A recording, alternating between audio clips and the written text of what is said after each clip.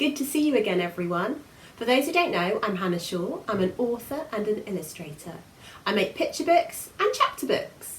This is my latest book, which is the first in a series about a unicorn pig called Unipiggle. This story is called Unicorn Muddle, and there are more books coming soon. The stories are set in a magical kingdom of Twinkleland, and there are all sorts of magical creatures and characters. In each video, I'm going to show you how to draw some of these marvellous magical characters. But this time round, I'm going to show you how to draw mermaids who are swimming in a bathtub. For this draw along, you will need a drawing pencil, a drawing pen in black. You will also need A4 paper, or you can print off the drawing guide. For your colours, you can use pens, pencils, pastels or paint. And you'll need an eraser. Don't forget, you can pause or rewind the video at any time if you make a mistake or I'm going too fast. Okay, doodlers, let's get ready to scribble. This is what you want your final image to look a little bit like. I can't wait to see all your drawings of merpeople. So if you want to, you can use the drawing guide, which you can print off, or you can draw it all yourself.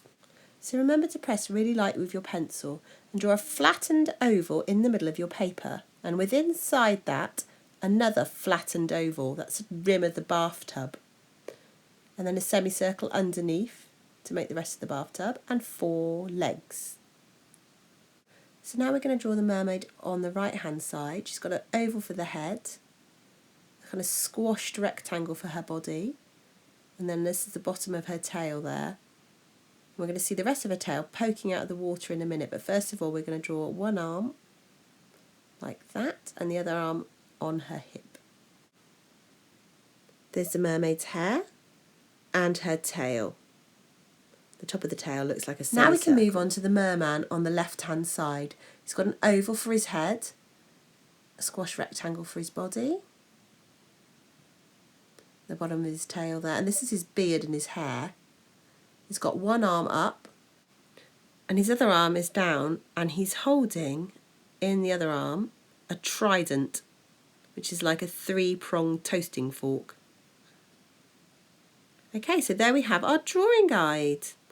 And now you can get your black pen and start to draw over the top. For those of you who have printed off the drawing guide, this is where you can start. So I'm going to start with the mermaid and her head and her arms, and also draw her hands in more detail. And then I'm going to move on to drawing the mermaid's top and the bottom of her tail. You can make the end of her tail more tail-shaped, more fish-tail shaped. I'm going to start sketching out the details of the merman, so move on to his head.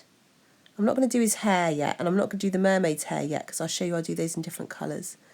Sketching out his top and his bottom of his tail and his arms. Hi, merman. This is his trident, pointy prongs.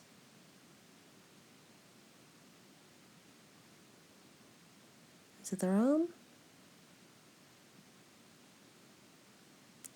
Now I'm going to move on and draw over the top of the bathtub.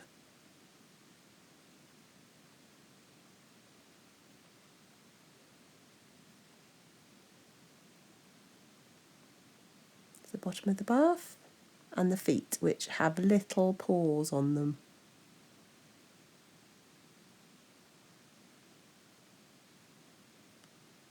I think that bath could run away. So I'm using blue for the mermaid's hair, but you can choose whatever colour you like. And I'm going to use red for the merman's hair, but again you can use whatever colour you like. Now this is a time when you might want to rub out the guideline if you've drawn it yourself. Start to add the faces to the mermaid and the merman.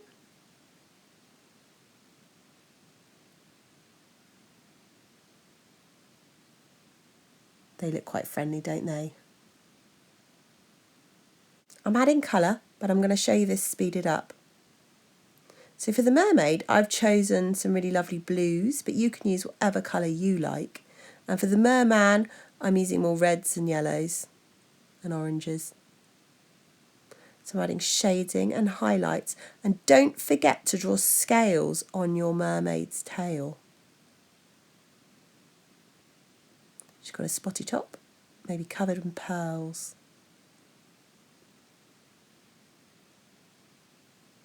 Here's the merman, again, scales to his tail.